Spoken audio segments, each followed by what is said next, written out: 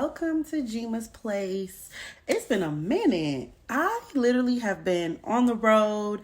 Like, I just got back to my house yesterday and I've been gone for like 2 weeks. So, my apologies, but we're back. Let's get into it. So, somebody on my YouTube asked me to talk about my law school journey. And so, that's what we're going to talk about today. If you've already heard the story, because it is a tale as old as time, if you've already heard it, go ahead, skip through. I'll also touch on why I'm wearing this in my video today because, yeah, I'm about to be a fitness girly, okay? And I want y'all to come with me on that journey. So let's get into it. Make sure to like, follow, subscribe. Thank you for being here. Watch it as many times as you need. If you need motivation in the future for all my future lawyers out there, come back to this video. Let's run up these views, okay? Okay, so let me start this by saying my law school journey, it was not pretty. But I made it. I was successful.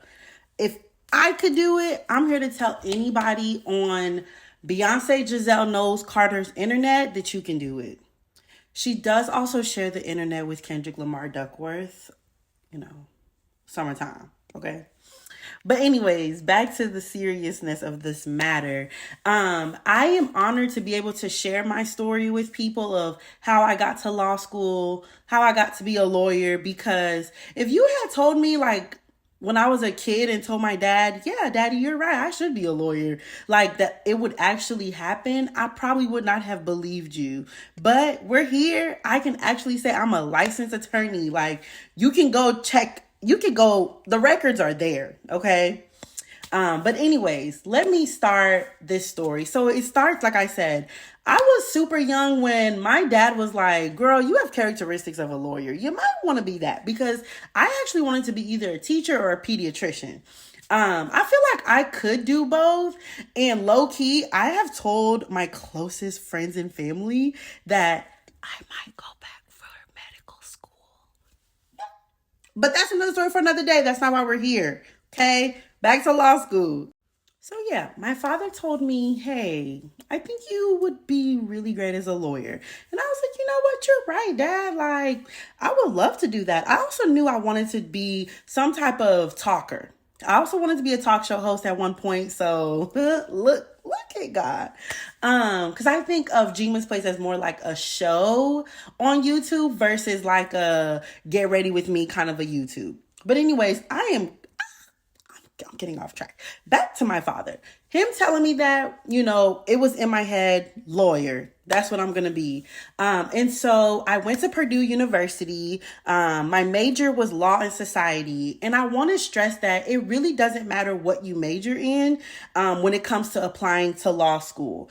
Now, would I say law and society, that major really prepared me. And I also minored in women's studies because we're a sisterhood, a community around here. But that major at Purdue really prepared me for law school because it helps me understand how societal pushes and societal things help formulate laws. So it laid a really good foundation for me going to law school of like, first of all, why were laws created? Oh, for order and, to like religious background. Like that's always a thing, right? But that was my major. So once you find a major in undergrad that you feel like, hey, I'm really passionate about this, it's going to help me gain the necessary skills of like being organized, being mentally tough, knowing how to read, how to write, how to formulate thoughts and put them to paper.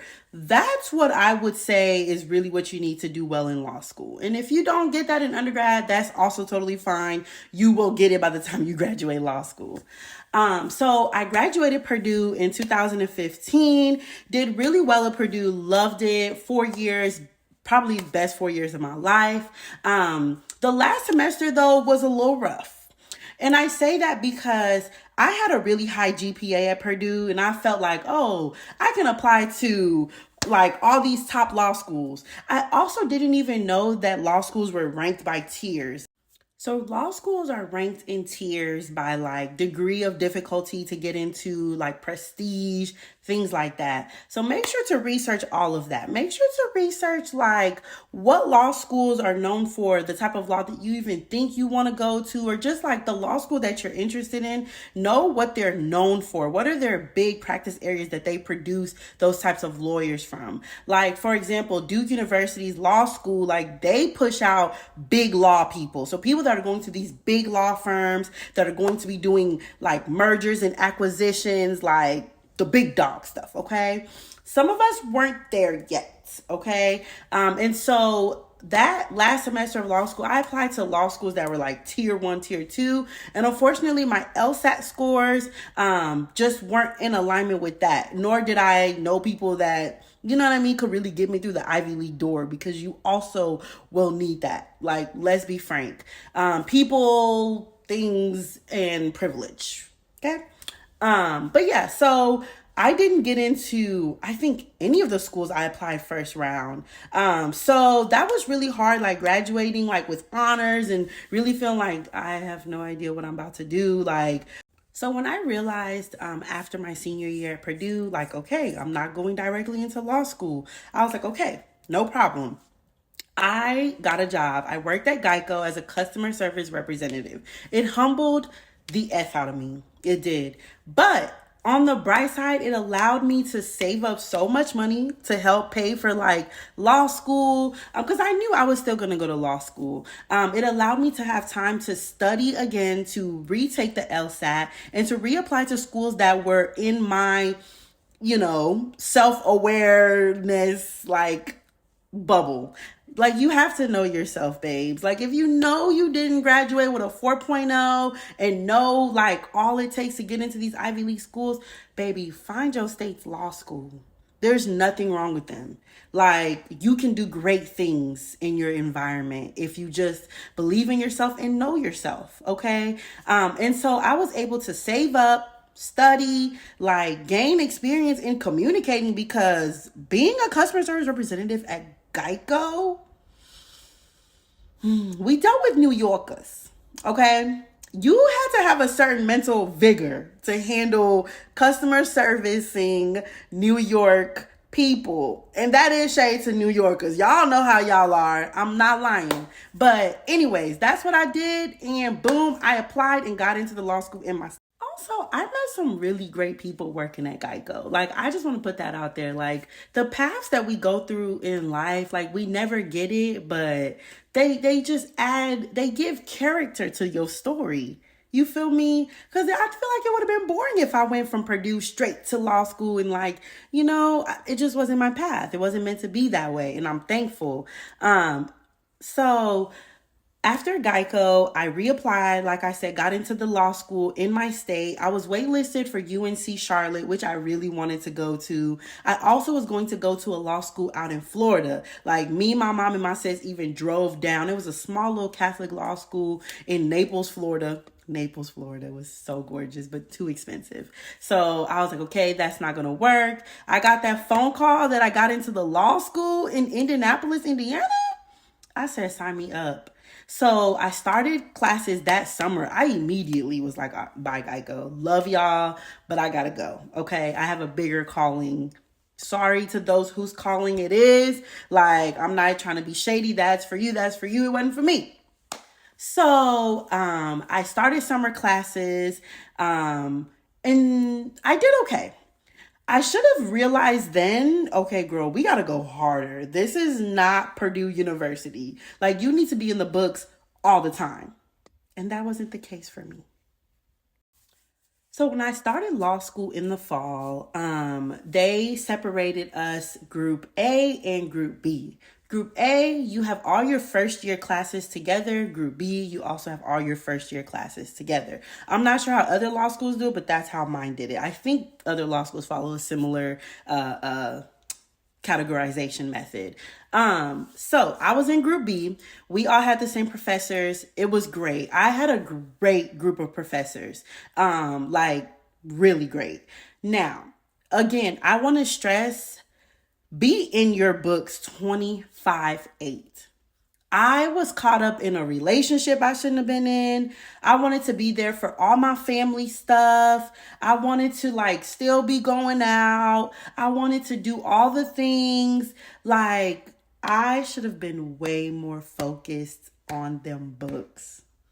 Granted, when it came time, like obviously I never missed assignments. I was, studying for exams and finals, but like you don't know what you don't know, right? So take advantage of all like the prep things that they have on campus. Like if they have like a academic like session to help with things, go stay after, ask all the questions, because most of us don't have people who have been to law school. And by us I mean, so yes, most of us of my complexion do not have someone who has laid the way and like can sort of tell us like, hey, like I'm not even trying to be funny, but like there's things in place to keep us out of these spaces. So we have to go 3 times as hard. Not even 2, like 3 times. For real, for real. If you think you've studied enough, add another hour. If you think you've gone to office hours enough in a week, go another day. Like if you think you have read the case and you understand it, watch a YouTube about it. Like I'm telling you, like there were things that I didn't learn until it was too late. So find a good friend group. I had a friend in law school who he and I would find a place to go study and just study for hours. Like we wouldn't necessarily study with each other, but we would just, this dedicated time and location is for getting stuff done and studying together. And that really helps me. I wish I had that my first semester because that would have set the stage then for the rest of the semesters for me. But better late than never. Okay. So to wrap this up in terms of like the ethics, that the study ethic and the work ethic you need in law school is crazy. Like it's beyond what you think. Like it's beyond what we can really like conceptualize. In order to be great at law school, you have to put in the hours. Okay? You have to literally sacrifice. I sacrificed, but I should have sacrificed way more. So back to my law school journey. While in law school, I realized, oh my gosh, I'm good at health law. Like I did well in medical malpractice. So I was like, let me get a master's in public health in case this law stuff doesn't work out. I have a backup. I can get a job in public health and still, advocate and really help our community. So I did that. I got a scholarship and I literally graduated with a JD MPH, y'all. Like it was tough. I had to do like papers on both like legal side, like public health side. Oh, Lord. I made it through. Like I said, if I could do it, anybody else can do it.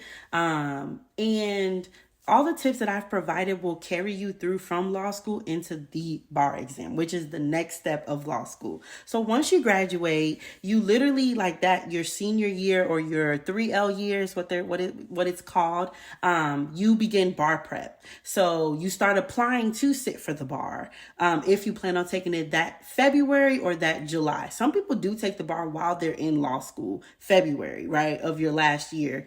But the usual is that July bar. You have to apply. Now, that application is treacherous. You literally have to have people vouch for your character. You have to provide like your past 10 years, your addresses, your work, like all that. It's crazy. So once you apply for the bar, wherever state you want to take it in, you then begin a rigorous like 2-month, 3-month study to sit and pass the bar. My biggest tips for bar prep is practice exams. Do them practice exams and do them just as if you were taking the bar. You're going to need to learn how to type fast. You're going to need to learn how to structure your writing to how the bar examiners like it. If you have to get a bar tutor, do it. I wish I had done that sooner. These are people who are trained to know this is how they grade it. This is how you need to formulate this sentence. Baby, it's already expensive being a lawyer. You might as well just take out a loan, put it on your credit card, get that tutor. There's nothing that beats that individual, like, okay, I see how you wrote this, but here's how maybe to write it better. Like, it was phenomenal. When I had that epiphany moment, I passed.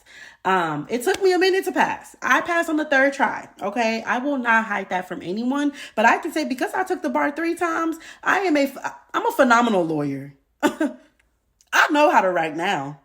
I know how to read. I know how to do all the necessary things it takes to be a great lawyer because of those 3 times I had to take the bar. Okay? Those MBE problems, do 50 a night before you go to bed. You have to. Get a Daptabar. You have to. Write out what you got wrong. It's going to be a big flashcard deck, but guess what? Now you can take it with you everywhere you go. You can have other people quiz you. That's literally what I did. The night before the bar, when I passed, I had my husband like run through stuff with me. I was teaching him things like I was the professor. I literally had to embody that. And that's what helped me pass. That's what helped me learn the law to the extent that I needed to learn it. Okay. So do that in law school. Don't be like me and wait until bar prep for the 3rd time. Okay. Whew, y'all, I just came from running down the stairs, so I'm a little, which leads me to the next point because we've got that law school stuff out of the way. Any other questions you got, write me a comment or email me, whatever, find me somewhere, ask me. But I'm out of breath because I had 2 kids. I have 2 kids under 2. I did a number on my body. Not only do I have 2 kids under 2, my first baby, I had a C-section. My second baby, I did a VBAC, a vaginal birth after a C-section. For those that don't know, I know we use the word vaginal, but it's okay. All right. And so that was a lot on my body. So recovering and postpartum and finding like the level of activity that I need to be at, it's been really tough. And also my daughter is only 6 months, so she's still she's still needy. So it's really hard finding time to work out. So I put on a few pounds. Okay. Yeah. So as of today, I have gotten back on the wagon to losing the weight because I don't like how I look. I understand that I just had a baby. It is relatively soon, but there are people who jump back in way faster. Okay. So I don't really want to keep holding on to that and then keep putting on pounds that is going to take me even longer to lose. Like, I don't like how I look right now. And that's a problem for me. I want to like how I look. I want to love myself. I love being confident. Like, I love feeling good in clothes. And because I don't feel that right now, it's really taking a toll on a lot of areas in my life. So hence why I'm wearing this. Starting this, like today, I went walk with my babies at like 8 a.m. We usually wake up like 7 and like lounge around. I was like, everybody up. We got to go walking. Like, we have to go. We walked a little longer today because we woke up so early. So it wasn't as hot. We walked and did our 30 minutes of movement. And I just want to continue that. And I want to also like bring that to this talk show. Like, let's talk about how it's okay to not feel comfortable in your body because it's new to you. Like, I have been an active person my whole life, and now being more sedentary, like, I don't like it. I want to be active. I want to feel good. I want to wear clothes that make me feel good because that's a big part of me. I love thrifting. I told y'all. And because I love thrifting and love fashion, being the size that I am now, it has become so much harder to, 1, find cute clothes, and 2, feel good in them. So like, now that's impacting my content creation because I'm not about to put on clothes and feel ooh in them. Like, I'm not about to sell nothing that I'm not buying. You feel me? So yeah, we're gonna get into a lot of the fitness things. Drinking my water. Hello. In my culture, I'm Liberian. We eat a lot of parboiled rice. I have cut that so much. In my house, I'm cooking quinoa and brown rice. I know. I know. But like, I have to get the nutrients that are going to help me lose weight and not the nutrients that are going to keep the weight on. Okay. I have to make the sacrifice, just how I told y'all about law school, man. Like, sacrifices have to be made to get to the big things that you want to get to. This is a big thing for me. Like, I need to lose like 40 pounds. Yeah, I'm giving myself time, like till the end of the year. It's what, 5 months? I think that's enough to at least lose half of that. Like, and I'm ready to do it. My husband's in, my kids are in, and I hope y'all are too. So with that being said, I hope you guys will tune in to my check-ins so we can talk about what activity I've been doing, what foods I've been eating, and what all I've been doing to really get to that goal, because we're going to get to that goal. Ain't no doubt about that, okay? But I hope you guys do tune in. Thank you for tuning in today. As I told you guys, my law school journey, what tips I would tell other people to do so they don't make the same mistakes I did. And thank you for creating this space where I can be vulnerable with you guys to tell y'all about me trying to lose the weight, okay? Make sure to like, comment, subscribe, watch all the videos as much as you need to. I'm here. Reach out if you need anything. Thank you.